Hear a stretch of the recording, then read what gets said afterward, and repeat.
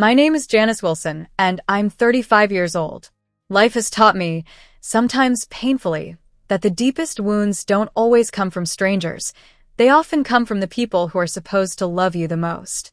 My father, William Wilson, was a man defined by discipline, tradition, and pride.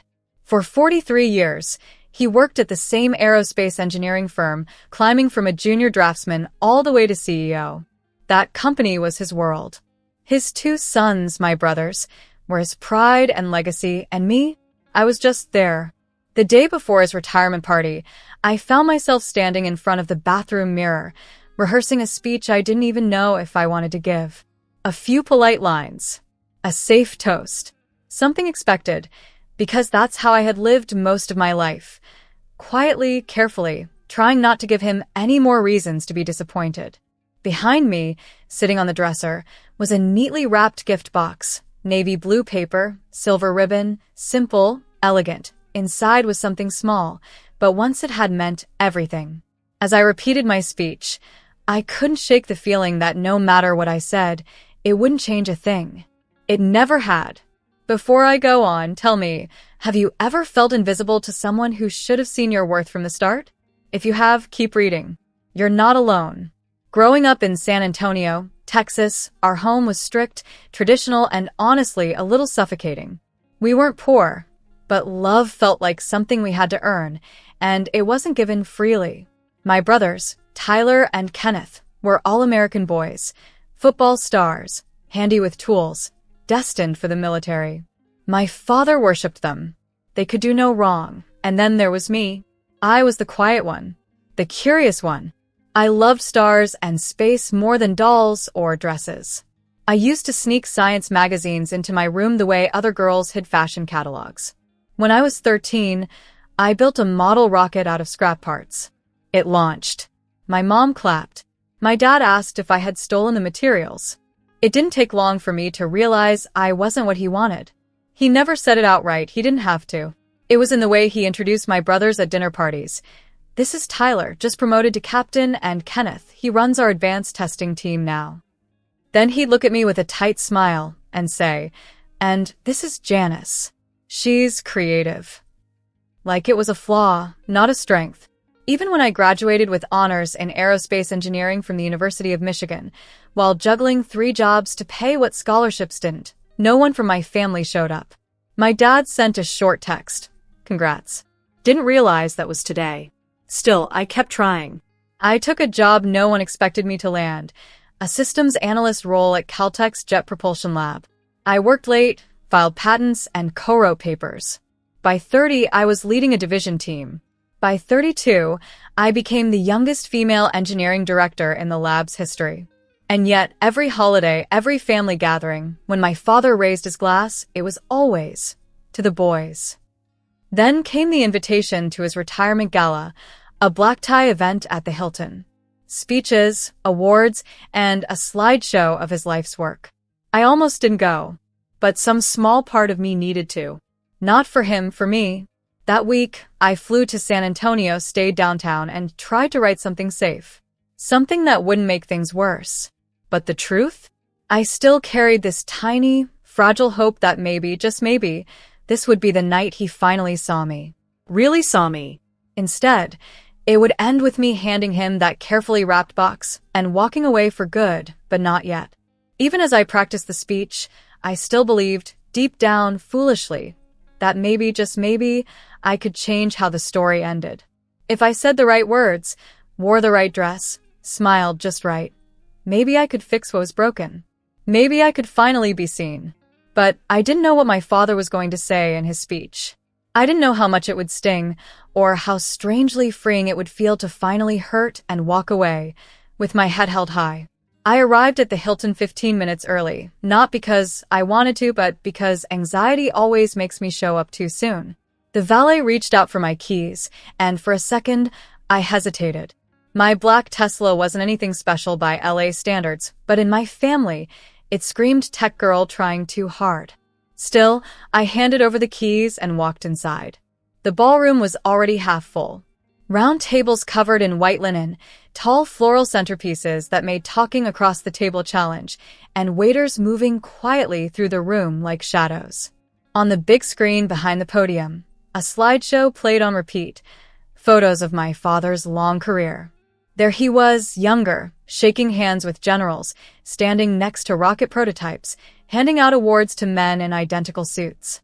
But there were no family photos, no birthday parties, no Christmas mornings, just grayscale images of him in strong, serious poses, as if emotion didn't belong in his version of success. I stood near the entrance, scanning the room. My mother caught my eye and gave me a quick wave, small and subtle like always. She had this quiet way of supporting me, always from the sidelines. "Look who finally showed up," came a voice behind me. Tyler looked like a future senator, crisp suit, perfect smile, tan like he'd just come back from a photo shoot. Kenneth was right behind him, adjusting his tie like he was prepping for inspection. "Janice," Tyler said, pulling me into a quick hug that felt more like a handshake. "Still working with NASA or SpaceX or whatever it is?" "Still at JPL?" I said, keeping my voice calm. "Right," Kenneth added, "the telescope place. Dad always says it's more science club than real engineering." I forced a small smile. "Well, we did help land a rover on Mars, so I think we're doing okay." They chuckled, not meanly, just like I was a kid playing scientist. Then they turned and walked off to mingle with other guests. And just like that, I felt it again, like I was 17 all over, invisible. The girl with the wrong kind of dreams, speaking a language no one in her own family understood. A waiter passed with champagne. I took a glass and scanned the room. Across the floor, I saw him, my father, tall, confident, and polished in a navy blue suit. He stood surrounded by former colleagues, laughing loudly, clapping Kenneth on the shoulder, and giving Mom a rare kiss on the cheek. He never looked at me. Not once. When the event organizer called everyone to take their seats, I was still standing near the edge of the room, unsure if I should have come at all. Just as I turned to leave, I felt a soft tug on my arm. "Janice," my mother said gently, her voice low but steady. "Please don't go. He'll say something. He has to. Tonight's about all of us." I wanted so badly to believe her, to believe that after everything, he'd finally say my name with pride, that maybe this time I'd count too. Then the lights dimmed. The MC took the stage. "Ladies and gentlemen, tonight we celebrate a titan of industry, a man who gave more than 4 decades to advancing aerospace. Please welcome William Wilson." Thunderous applause filled the room. My father stepped onto the stage, waving like a politician, pausing just long enough to soak in the spotlight. Thank you," he began. "This has truly been the journey of a lifetime. And I wouldn't be standing here without the support of my incredible family." I sat up straighter. He smiled. "My sons, Tyler and Kenneth, have always made me proud. They followed in my footsteps. They chose to serve, to lead, to build. Everything I've achieved, I owe to them. They carry the Wilson name with strength and honor." People clapped. Some even stood to cheer. Then his voice softened like he was getting personal. "Not every child is made for this path, and that's okay. Not everyone is cut from the same cloth. Some wonder." He never said my name, and just like that, I knew. He still didn't see me. But this time, I saw myself. He didn't have to say it, but he did. And in that moment, I felt the blood drain from my face. The words fell heavy, final, the kind of blow only public shame can deliver. "My daughter never had what it takes." That's what everyone heard. Or at least, that's what they remembered. A few polite laughs followed, quiet, controlled, but sharp enough to cut deeper than silence ever could. I stood up. Every head turned to me. I didn't go to the stage. I walked to the edge of it instead, slowly, holding a small box wrapped in dark navy paper. My hands were steady. My voice was calm. "From your biggest failure," I said and handed him the box. "Enjoy your retirement." Then I turned and walked away. My heels clicked across the polished marble floor. I didn't rush. I didn't shrink. I didn't look back. I didn't drive home right away either. I found a quiet spot in the hotel parking garage, turned off the engine, and sat there, frozen. My hands on the steering wheel, my chest tight, but not with panic. Not anymore. What I felt was colder, slower. Like standing in a snowstorm you saw coming years ago and finally chose to walk into. My clutch buzzed. A message from Mom. One from Amber, my college best friend who had begged me not to come to the party. Then another. What was in the box? That one was from Kenneth. I didn't open any of them. I didn't have to because I knew. Back in that ballroom, he hadn't opened the gift right away. He wouldn't. He was too careful about appearances, too obsessed with control. But curiosity would win. It always did. William Wilson hated two things: weakness and not knowing. It wouldn't take him more than 15 minutes. Inside the box was a single framed photo. One he probably forgot even existed. I had kept it buried for over 23 years in an old folder at the back of my closet. In the photo, I was 12. We were at a local science fair.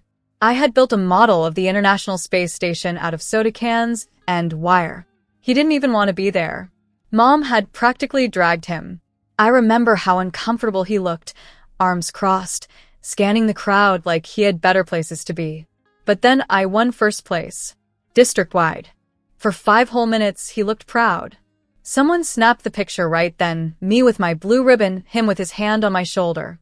Smiling. A real smile. Not the tight, polished grin he used for company newsletters. A real one.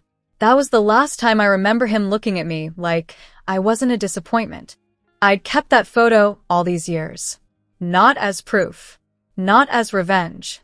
But as a reminder of the version of him that once existed, even if only for a moment. Under the photo, I had tucked a small note. The handwriting was simple. It read, "This was the last time you looked at me like I mattered. I spent 23 years chasing that version of you. I'm done now."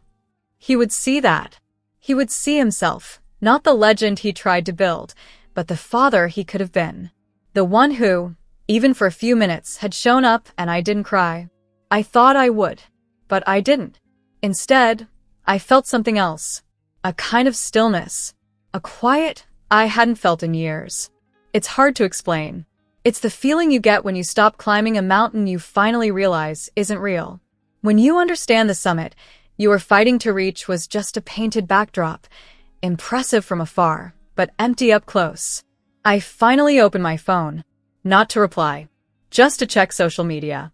Sure enough, someone had posted a video. You couldn't hear what I said as I handed him the box. The audio had cut out, but you could see the way I moved. Steady, composed, unshaken. The comments were mixed. Some thought it was a stunt. Others called it a power move. A few accused me of ruining a special night. But what stayed with me were the quiet ones, the private messages from strangers. Those who knew what it meant to walk away from something you were never meant to chase in the first place. I always wished I had your kind of courage. The way he talked, it reminded me so much of my dad. When you said, "Your biggest failure," it hit me harder than I expected. I didn't reply, not yet. But I read every word. Because for the first time, it felt like someone saw me, not as a background character in someone else's story, but as the author of my own. Somewhere in that crowded ballroom, William Wilson stood with a photo in his hand, a picture he couldn't erase, a girl he had let go, and a version of himself he had tried to forget. The first call came just before midnight. I let it ring. Then came the second. Then the third. By the 7th time, I finally checked the screen. Mom. I hesitated. My thumb hovered over the green icon. Then I answered. "Janice," she said. Her voice was tight, nervous. What was in that box? I didn't speak right away. I could hear shouting in the background. My dad's voice, sharp and cold, slicing through the noise. "You already know," I said quietly. It was the only time he ever seemed proud of me. She didn't reply at first. Then she said, "You blindsided him." I almost laughed. No, Mom. He's been blindsiding me for 31 years. There was a long pause. Then she whispered, "He didn't mean to hurt you, Janice. He doesn't know how to show things." He grew up thinking emotions were weakness. I wasn't asking for tears, I said. Just some kind of recognition. And after tonight, I'm done asking. I hung up before she could respond. Because honestly, I didn't know what would come next, an apology or another excuse. Maybe both. The next morning, I turned off my phone and wandered aimlessly through downtown San Antonio. Everything felt surreal. People were sipping coffee, jogging with headphones, and living their lives. Meanwhile, I felt like a bomb had gone off inside me. By noon, I turned my phone back on. 50 unread messages. I skipped the ones from Tyler and Kenneth. I already knew what they'd say. Defend Dad, blame me, call me dramatic, but one message stood out. From Dad. We need to talk.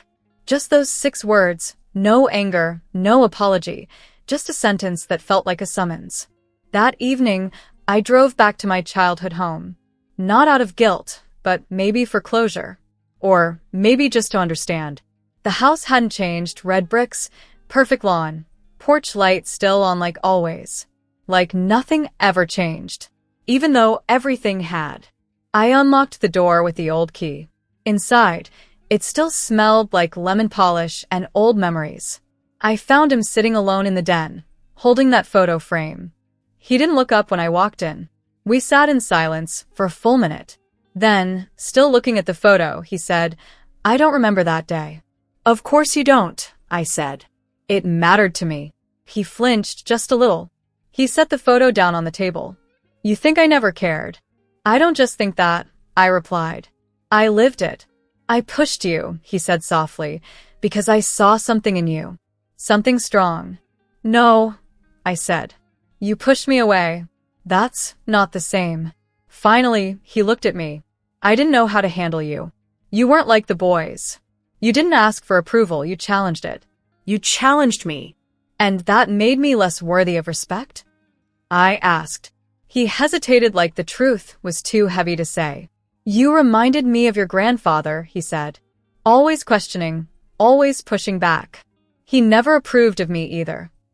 And there it was, the legacy of silence, passed down like a family heirloom. I sank into the edge of the sofa, feeling drained. So, I spent my life paying for something that had nothing to do with me. "You were never a failure, Janice," he said. I didn't know how to raise a daughter like you." "You didn't try," I said. "You just ignored me until I stopped trying to be seen." He looked at me again, looked this time. "I did see you," he said. "I just didn't know what to do with what I saw." That was the closest I'd ever get to an apology. And strangely, it was enough. Not because it made everything okay. It didn't. But because, for once, he didn't pretend. It took me years to understand, but I finally saw the truth. I had spent my whole life trying to earn something my father was never capable of giving. And that wasn't my failure. That was his. 3 weeks passed before I realized something big had shifted. The heavy weight I had been carrying for years, it wasn't just lighter. It was gone. Not slowly fading, not hovering in the background. Gone. And it didn't leave with a dramatic fight or some emotional outburst. It left quietly, like a tenant who had stayed too long and packed up in the middle of the night. The need for his approval, the craving to be acknowledged, the dream that one day he would look at me and say, "You're enough." I finally accepted that he never would. But somehow, that truth didn't break me. It freed me. I flew back to San Diego on a Sunday morning. As the plane glided over the sunlit mountains and the shimmering coastline, I felt something unfamiliar. I wasn't running away anymore. I was simply going home. Back to a life I had built on my own. No shortcuts, no powerful last name to clear the path, just effort, grit, and the quiet strength to turn pain into power. Work welcomed me back like nothing had happened. At JPL, the lab was buzzing with prep for a major project, a satellite array meant to study deep space radiation. I was leading the risk and systems analysis. The work was demanding, but it kept me grounded. About 10 days after I returned, my division had stopped by my office. "You're still set for the keynote next month?" she asked. I blinked. "The STEM Summit." She nodded. "You're the first female lead from JPL to be invited in 12 years. And given your background, Your story could inspire the younger women. I knew what she meant by your background. It wasn't about my education. It was about where I came from. That I hadn't been handed anything. I had climbed into male-dominated spaces with no cheerleader, no family safety net, just raw determination. I smiled. I'm in, I said. That night, I sat on my balcony overlooking the city and opened my laptop. The first line came to me instantly. Sometimes the strongest fuel for a rocket isn't fire, it's rejection. I told the truth in that speech. About growing up in a house where being a daughter meant being doubted. About how brilliance can be dismissed when it doesn't come in the expected package. About how painful it is to be invisible in your own family, and how powerful it is when you finally stop waiting to be seen. I ended with a message I wish someone had told me at 17, or 25, or even 32. You do not owe proof to people who refuse to see you. Some legacies need to be broken. And sometimes, the bravest thing you can do is walk away, not with anger, but with clarity. The speech later went viral. But that didn't matter. What mattered was that I meant every single word. My brothers never reached out, not after the party, not after the fallout. And that was okay. I had stopped chasing people who only saw me as a problem to fix. My mom called a few times. Our conversations were careful, like walking on thin ice. But slowly, the ice began to thaw. I should have done more, she said once. I should have stepped in. I know, I told her. But I also know you loved me, even if you couldn't always show it, especially around him. Then, something unexpected arrived in the mail. A plain envelope. No return address. Inside was a photo. That photo, the one I had given my dad. On the back, a short note. The handwriting was familiar, sharp, neat, and unmistakably his. I didn't forget this day. I tried to. Because it scared me. How much I loved that version of you. You deserved more than I gave. I'm sorry. No name, no warm goodbye, just those words. I stared at the note for a long time. Then I folded it and placed it in the same drawer where I used to keep every disappointing birthday card he ever gave me. Only now, that drawer didn't feel heavy with sadness.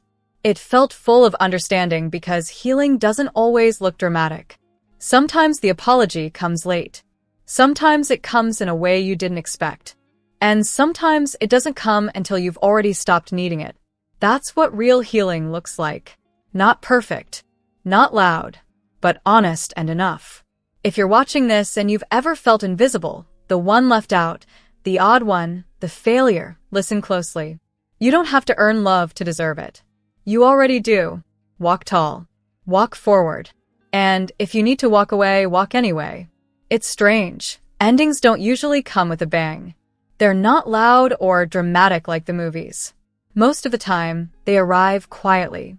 Like a regular Tuesday while you're folding laundry. Or a Sunday morning when your phone stays silent and, for once, you're completely okay with that. For months had passed since my father's retirement party. Since I handed him that gift box. Since I stopped trying to impress a man who only clapped for my brothers. My life, the part people could see, started to get attention online. A video from my speech at a STEM summit was being shared in women in tech groups, by engineering schools, and even on career coaching blogs. A journalist reached out. They wanted to write more than just a story about a viral speech. They wanted to talk about what it meant to grow up unseen in your own family and still rise. At first, I wasn't sure. But then I understood. This story wasn't just mine anymore. It belonged to every girl who was told to quiet down while her brother took center stage. Every daughter is labeled too emotional, too sensitive, or not enough. Every woman who worked harder received less and still showed up again the next day. So I said yes. The article was titled The Failure, Who Made It? It began with a scene from that retirement night, me handing my father a gift and walking away without a word. But what mattered most was what came after. The work, the growth, and the choice to define my worth for myself. One paragraph stayed with me. Janice Wilson didn't burn bridges. She just stopped building them where they were never meant to go. That line hit something deep. I used to think that setting boundaries meant I was being selfish. That walking away from family expectations made me cold or ungrateful. But now I understand. Boundaries aren't walls. They're doors. They help you see what's worth keeping and what you're finally strong enough to leave behind. Not long after the article went live, I got a message from someone I didn't recognize at first, Grace Wilson, my cousin. My father's sister's daughter. We hadn't spoken in years. She wrote, "I read your story. It made me cry. You probably don't know this, but my dad treated me the same way. Always said boys were the future, and girls were just decoration. I wish I'd had the courage to do what you did. Thank you for showing me it's not too late to rewrite the story." I replied with one sentence. It's never too late to stop shrinking. That's the part no one tells you. Healing doesn't happen all at once. It's not a switch you flip. It's more like a dimmer. Some days shine brighter than others. Some days are heavy, but the light grows little by little. I still haven't spoken to my father. Not since he sent that anonymous note with a photo I'd given him. It didn't say, "I love you." It didn't ask to reconnect. But in its quiet way, it said, "I see it now." And honestly, that was enough. Because I no longer needed the perfect words from him.